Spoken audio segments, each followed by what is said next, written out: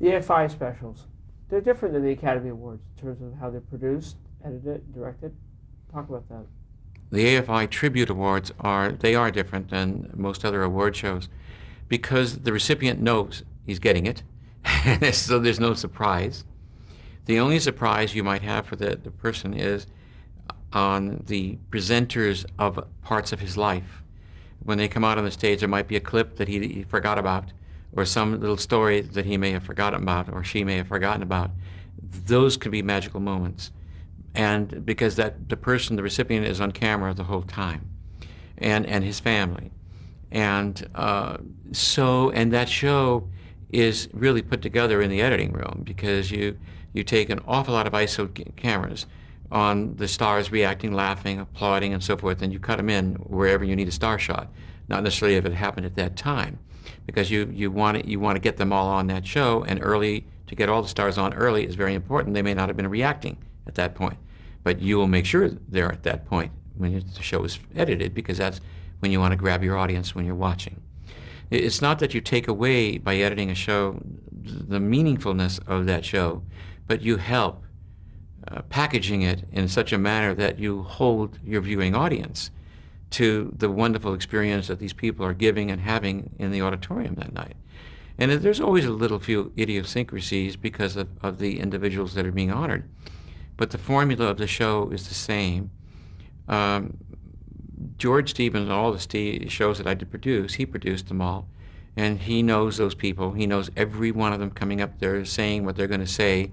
He's gone through it with them so many times, so he's not going to have too many surprises, which is great. Because any actor or so forth that's not a stage performer, they get nervous when they go out in front of a show and they know it's basically somewhat of a live show. Is they don't have a second take, they get very nervous. And so he really works them over before they go out, so to protect them, to protect the show and everything else. So that helps a lot. You don't have that at the Oscars.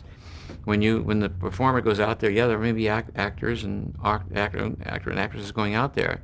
Sometimes they weren't even together before, except a rehearsal for that, and they say it, and we always say, don't talk about cue cards. Don't talk about those things. People don't know. It just looks like that you're reading. And look, when you're talking to Elizabeth, talk to Elizabeth. Don't talk to the camera. If Elizabeth's there, hi, Elizabeth. That's what you should be saying. And they don't always get that message because they forget. They're nervous. They're on a one-take situation. It applies to the AFI too. Because these specials are edited,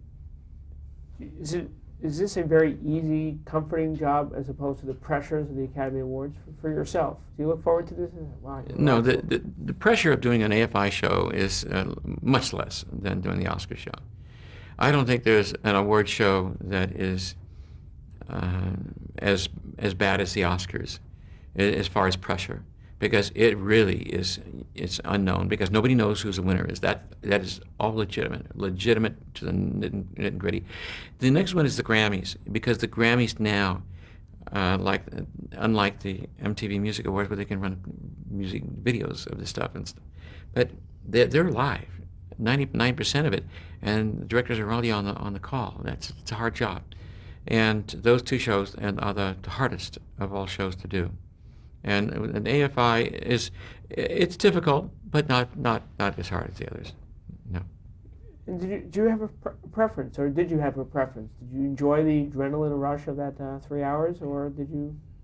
Oh, I enjoy every show I do. I don't care what it is. I don't care if it's a game show. I enjoy anything and everything because it's a challenge.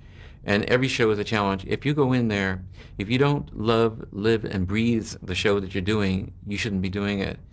And I mean that sincerely. I don't care what it is. If it's a 1 minute thing, you better like what you're doing, or get out and let this person that likes it do it. Yeah. And you formed Marty Pasetta Productions. Was this done for more creative control, to do more specials of your liking? Tell us about the formation of the company. Pasetta, it was Pasetta Productions Inc. It was the company was, and I started in the '70s because I did a lot of shows myself. Many times I was hired by the network, or hired by a star, or hired by an advertising agency. I did those, but then I would also create shows. I created 4 shows called Imagination, and sold them through Pasetta Productions to Georgia Pacific, and they went out a syndicated special to be shot on from coast to coast, all remotes, and it was that was very successful. We did a Super Comedy Bowl. We did 2 years of that, and there was a lot of shows. I did a lot of shows in the country. I sold a Disney special. It was just Pasetta production, and after that, did 12 specials with them. All the rest of them were Disney's own shows. I got the first one in under mine, and my ownership, because when it goes to my company, I own it. So that makes a big difference, needless to say. And sometimes my company would do a co-venture with another company, so that we would both own it. I did a lot of shows in Europe that I would own, in Paris, the circus in Paris, children's circus, George Burns for Showtime and all around Paris, and we did 30 shows down in Monaco in partnership with Prince Renier and SBM. So we Pasetta Productions could travel the world and do things any place and every place. Was ownership an important thing just for you? Sure, absolutely. Because I'd walk into a network and sell the network on shows like Country Christmas. I owned those shows. I did Ice Capades, 4 years of Ice Capades. I owned those shows. So they sold them and they aired them. And I did lots and lots of shows that we created, went in, sold, and on to this day. Let Poland Be Poland, was that one of those? No. Let Poland Be Poland was a show I did for the U.S. government. President Reagan got Charlie Wick, and who said, the president wants you to do this show. It's going to be very, very special. It's going to go into Poland. We're trying to make friends and do all that kind of stuff over there. And said, okay, whatever he wants. And Chuck Heston was the host. And apparently the papers got a hold of it that I was going to do it. And I was front page in Pravda in Russia. What the heck is this Hollywood director, Flitz and Glitz, doing a big serious Poland show, Let Poland Be Poland? And they said, oh, the government's crazy. What are they doing? And so forth. And my name was in it. And so then we did the show, and they almost did somewhat like of a retraction. That, that show was pretty good, and it was done with class and the rest of it. And so I said, I can go back to Russia. There's a wonderful special, Carol Burnett and Placido Domingo. Wonderful merging of talent. Tell us about that special, how it came about. Well, Carol Burnett had the idea, and she had talked to Placido to do a special. They wanted to marry themselves together and do a wonderful, bring him into her world and vice versa. And Kenny Solms is a good friend of mine, writer, very creative writer and producer. And so Carol needed to produce it, and we got it on the network. So Kenny and I produced it through my company. And we did it for CBS. We did it with Dorothy Chandler. It was a hoot to do that show, is all I can tell you. We never stopped laughing. And Placido was fabulous. And I looked at a clip of him a month ago or something like that. I couldn't believe how handsome this guy was when he was young. Whoa. He was really a knockout. And Carol saw that. And so they were magic together on the stage. We did it in the Dorothy Chandler, but getting to Dorothy Chandler was a scene and a half, because we had to go do some rehearsals in Spain, and we had to go do some shooting in London, because he was all over the world, and we had to take one of her dresses over there to match it, so it would intercut with on stage and stuff like that. And we did it, and we won the award in the Golden Palm Award in Switzerland as the best musical variety show for that year. What about the magic of Disney? You had a long relationship with Disney. Tell us about that. Did about 12 specials there. With Michael Jackson. The first one was Sandy Duncan, and we had the Jackson 5 on it. We had so many stars. I had. What did we do? I did a circus on the rooftops in Florida, and lightning bolts were coming down in between our towers and stuff. We had stuff going on in the sky and stuff. We did the circus on there. We brought acts in from all over the world. I did one on the 30th anniversary of Disneyland, the 15th anniversary of Disney World. Then we did I can't remember all the titles, but they were all done basically on location and edited. They were big productions, real big productions. I mean, we'd have cast of a couple hundred and stuff like that, and we would do fireworks. We would do this because Card Walker was the head of Disney.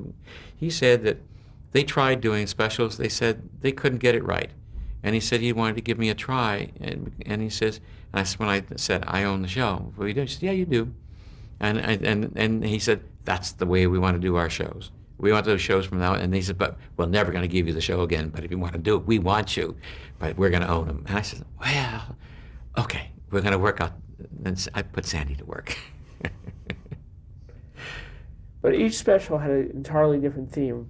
Totally. They were from scratch. Each show was created from scratch. And we had from Ray Charles, we froze Main Street here for a Christmas special. We had ice skating going down Main Street in Disneyland. We had, I'm trying to remember. One time I really caught hell at Disney World. They almost stopped. They had a heart attack down there because I had Mickey Mouse on a trapeze bar under a helicopter. And he was flying overhead at Disneyland, and he was doing tricks up there, and I had him cabled on it, and says, well, and they said, we can't show that. What if Mickey Mouse falls and dies? And I said, because he's cabled, he's not going to fall down, and it's a real aerialist performer on it. And they said, well, we did it. We got it on, but they were scared. They were scared on that one, but we did it. It was on the circus one. Moving forward, an all-star celebration honoring Dr. Martin Luther King. Yeah, Stevie Wonder was the host of that. If you can imagine that. Stevie's a good wonder. He came, good wonder, in all shapes and form on that one. He came to me because I've known Stevie for working with him so many years on the Grammys. He and his manager came to me and said, we want to do, from when Martin Luther King when the first holiday occurred, we want to do a major celebration. And they got me approved to Coretta King. And we want to do it in Radio City Music Hall and in Atlanta and in Washington. Stevie was going to be the host. And he says, well, how are we going to do this? I said, I got an idea, Stevie. What if we gave you an IFB? It's a little earphone in his ear. And I said, I want to have a girl read the script to you because her voice will cut through. And anytime I want you, I can interrupt it. And it's what we call an IFB circuit, so I can have to override. And I said, it's going to work. He says, you sure? And I says, yeah, you listen to me. You just bounce a little bit, and you do what I tell you to do. And you're going to work. You say everything she says, and you got it. We rehearsed him with him, and it worked. I said, I got in. Steve, look a little bit to your left. Stop. Smile. And then turn to your right. Now. Stop. Then he'd do it. He'd stop. Look straight. Okay? Talk. That's how we did the whole show. And I gave his time cues that way to his headphone, but the girl would give him the script. Read it. Hello, hi there, how are you doing? And so forth. Whatever. He'd repeat every single word. And that's how he was no prompter, obviously.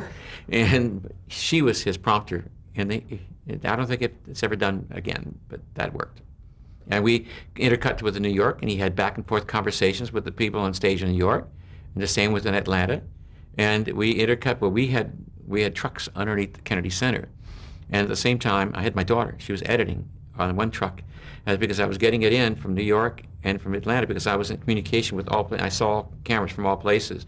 Because if Neil Diamond was doing a number in New York, I wanted his second number because I had him do 2 extra numbers so they can get their lighting, their sound balance, and him ready. And so because the third one was the one I wanted to have. And we had ADs watching this, and so that third one was going into the editing truck. And the right person introducing with that would work to Stevie. It's the same thing that we did down in Atlanta. It's the same thing. Then we would have telling the story of Martin Luther King. We would tell the same script in all 3 locations. But we knew we were doing the first paragraph here, the second paragraph there, the third paragraph there, and we would intercut. And all 3 knew by script who was going to do what, but they were all going to do the whole thing. So it made sense in each location. And so we would make it look like they were all in sync with each other as we edited together. My daughter was doing all the editing. And then as she was editing, we had another truck. As she edited it, we took it over there and we fed it to NBC as we were going. And so she didn't have that final reel done until 2 minutes. That reel had to get on, or we weren't going to finish the show on the air. And that's how the whole show was put together, like it was live, from Kennedy Center, New York, and Atlanta. Now, when you did specials for HBO, Cher, Liberace, people like that, were those live specials? No, they were done in Monaco at the Sporting Club. We did their whole act, in a sense, top to bottom, with isolation, and we edited that, and then it went out as a special, because I had a series of 20 specials, a series of 20 shows for 20th Century Fox there called the Monte Carlo Show. Patrick Wayne was the host.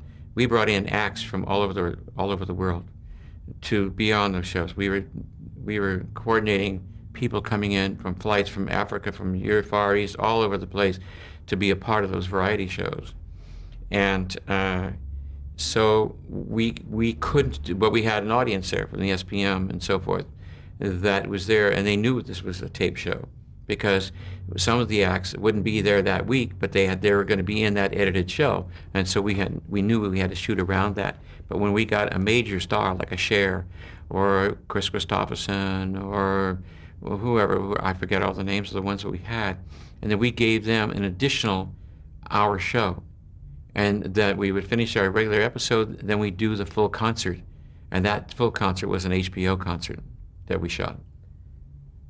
Now, you mentioned that George Burns was, I believe, That's a different show. George Burns was in Paris. And this is the last thing I think George did, and that he was going to go be at the Lido, at the Follies, 5 different theaters, and going to see the girls. And he was riding in a convertible with the top down, but he was on a chroma key stage, and I had already shot the plates with our cameras, and we just gave him a little wind machine, a couple girls on his side, to the dialogue. He's on his way from the Follies to this, and so forth, and it worked magnificently. Then I always shot another plate at the place, and sitting there, he was in the wings at that place watching the act on the stage, because George, we couldn't physically take George around. It was not up to him physically that he could do that, but it looked pretty good when it was all together. And we'd intercut, and we'd shoot the acts really well at the places to make it look like he was having a good night out in Paris. I want to throw a couple other names out. Sammy Davis Jr., working with Sammy. Sammy Davis is a very special man. I went 2 or 3 times. Once was the 30th anniversary of State of Israel, and oh my God, he did Texaco Star Theater. Texaco Star Theater, his number with Carol Burnett was mind-blowing. It was about a 10-minute number. The show was an hour-and-a-half show. It was Broadway top to bottom, and it was magnificent. He's a guy that he can do anything, and he'll give you 20 million takes. It doesn't matter to Sammy. But his first or second take are the best. And but he and Carol were magic together, just like she and Domingo were magic. The two of them are the same way. Elizabeth Taylor. I did a special with her down in Palm Springs at the McCullum Theater. It was the first time they ever did, when they opened the theater. It wasn't my show. I was just the director on the show. A gentleman that sold the show to the network promised the world, and he didn't deliver. He promised that Michael Jackson would perform. He promised everybody else and so forth. We had a disaster in the middle of taping. Stevie was there. And except somebody, all of a sudden there's no sound coming from the organ or from Stevie. What the heck is going on? And we had, President Ford was out there, and then we had a lot of people in that audience. And so it took us a while when they were taking 5-10 minutes. Stevie started playing and singing to the audience, keep them happy on there. So you just hear his organ and his voice yelling out. And because somebody pulled the plug backstage. And we waited, it took 5-6 minutes we could find that. And so then we went back on with the show. We took a shot with that because Elizabeth was hardly moving. She really had a very, very difficult time moving. And we didn't want to give her another typical award show plaque or something like that. So the researchers and the writers and everybody else said, well, she never graduated high school because she was in the studios all the time. She's never had a high school graduation. And so they all came up with the idea, why not give her a graduation party for her finale? And I said, everybody said, hey, great idea. So everybody signed the book and brought in a present and so forth. And the culmination was that she came out on the stage to get her diploma for graduating. And that was how the show ended. It was a fun evening. Pope John Paul. Pope John Paul. Very, very, I'll never forget that. That's a very, very, very special moment. When he came to the United States, he was, we had gotten permission all the way up to the Vatican. Vin de Bono, very wonderful producer, he produced on this thing, and I directed, and we're getting this show together. It was going to be done at the Universal Amphitheater and with children. This is called a Space Bridge. And the Pope was very much into children. And so we got permission to do it, and permission to wear a lavalier mic, a wireless mic. And a Pope to that day and to this day has never worn a wireless mic. There's always a stand mic. Nothing goes on the body. And so when it came time for him to come over there, I had said, when I set this all up, I said, he really likes the children, huh? I says, I got an okay from, it was Archbishop Mahoney then. I want all the kids in the audience to come with flash cameras, because I want it to look like a rock and roll concert. And he said, that sounds good. I says, have them all come with that. And I did the warm-up. I'm notorious for doing warm-ups. And so I got them cooking up. I says, guys, just to think of you, the Pope is your hero. When he comes out here, I want you to yell. I want you to scream. I don't want you to politely, lean over and clap your hands. Take those pictures. You give him a welcome, and you just make him so wonderful. He'll love it. And they got that message. So when all of a sudden I was ready to start the show, the Pope hadn't arrived yet because we lost power.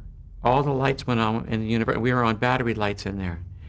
And they were the Secret Service wouldn't allow his helicopter to land. And I said, there's no power. And I said, whoa, wait a minute. We got to go on with this thing. This is going out live. We have remotes from 4 locations in the United States coming to this. And so they said, I said, stop a stage. Get me a generator over here. They closed down the stage, pulled that generator, got it right over to the auditorium, hooked it up. We got power. The helicopter landed. The Pope came over. I met him. The Archbishop, Jibin, and myself backstage. And I was introduced as his director. And he said, my director? He was a ham. He used to be an actor before he was Pope in Poland. And he came, Marty, you're my director. And I said, a model of the set. And I said, here, we want you to walk out here, then you're going to go over here to the children, you're going to have a runway, runways, and then here's where you're going to come to the center. You're going to have these children all around you, and they are going to be very anxious to see you, so be happy to see them. And he said, I will. And I said, we should be putting this microphone on you. Okay, Marty. Yes, we got the mic. One of the other, the Archbishop took off the center, which is the belt here. They tried to put it around the Velcro. It wouldn't go. He looked over to me and said, Marty, you have a fat Pope. I said, oh, please. And he finally says, suck it in. He did it. He snapped it on and got it on. And that's true line, true story. And then he started to listen. And I said, when you go out there, I've got to be able to communicate with you. Yes. If you tell me what to do, Marty, I will do it. I'm your actor. You're the director. And I said, I've got some speakers out there. And I've got a man down in the basement here. He speaks Polish. He does? Yes. I'm going to tell him something in English, and he's going to say it in Polish in that microphone, and that's going to come out on the speaker to you. If I say, tell the Pope to look left or to look to the screen to his left, he's going to say that to you. Oh, very good. Okay. And he thought that was fine. He understood it. Then I went into there. We were just going like this, fine. Then one time I said, give him a wrap-up. Wind it up. He's going too long. And then they gave it to him. He says, he looked down at it. He spoke in English. Marty, no, I'm not going down. I'm a little longer here. Then he went down to the stage. At the end of the stage, there was a gift from L.A. to him. There was a kid that came up. We had him on a riser. He played the guitar with his feet. He had no arms. And he sang a song. And when we started this song, the Pope started to walk down on the runway and jumped off the stage. We didn't know about that. He jumped up over him and kissed the kid's feet. And of course, the place went ballistic. That clip, when he went back, was played on newsreels all over the world for a month after that. So that show, and we had all the other live remotes and the rest of it. It was a very special appearance. And at the end, I was coming out of the booth. I mean, I was coming out of the booth, the truck in the back. He was in the car. The brakes stopped. The window went down, and the arm went like this. And I saw it when running over. And the Pope says, "Marty, how many children do you have?" I told him, "My wife." And he says, "Here, these are rosary beads for me, blessed for you and your family." He said, "I'll see you at the Coliseum." He was going there for his man. I said, "Yeah." Very special night. We can't include every special in every movie. I don't think there's enough tape. Right. But are there things that come to mind that we have not mentioned as a special, a person? Well, the 30th anniversary of the State of Israel, that's when Golda Meir was her last time she was seen on a tape. That was mine, too. I got Streisand to come out and perform, and Zubimeta was conducting it. We had a live remote from the hotel in Jerusalem. And I set it up when she was talking with Barbara on the stage, and Barbara was beside herself. It was a very special moment, very special moment. I've been so lucky to have been considered to do some of these shows. Such a magic in a career of doing some of these shows. It's beyond words, and I appreciate every game show, every special, just everything that I've been able to do. It's just wonderful. Now you said considered. Are you considered because people feel when you direct something, there's a Pasetta touch? And you mentioned there's no such thing, but people will even bet I can figure that out if you're directing this project. What are they talking about? What do you think? I don't know. It's funny you say that because that has happened. Yes, people they have said, "I know that's a Pasetta show," and they take bets on it, and that's a fact. It's sort of funny, but it's sort of true. I don't know why. Maybe it's because flamboyancy or mistakes. It could be anything. Is there a trademark you mentioned? I think we said early on you were very creative. You were working outside the box. When you had no budget at KGO, you said, "Let's do it. We can do it." Mm. Is that part of what we see when we look at some of your work? Well, I can't speak for what other directors do and think. I like to think that I'm creatively involved with every single member of my crew, my creative staff, and so forth. And I want to know a lot. But I don't want to know everything. But I want to be able to talk creatively in their departments. If it be a costume design with Bob Mackey, if it's with Edith Head or whomever, that we talk the same language. I can't draw it, I can't do it, but we have to be able to relate, and that's satisfying to me. If I can't do that, then I don't feel I'm contributing what I'm supposed to do to help make the cohesiveness of a show come together. Perfect. We got 2-3 questions, and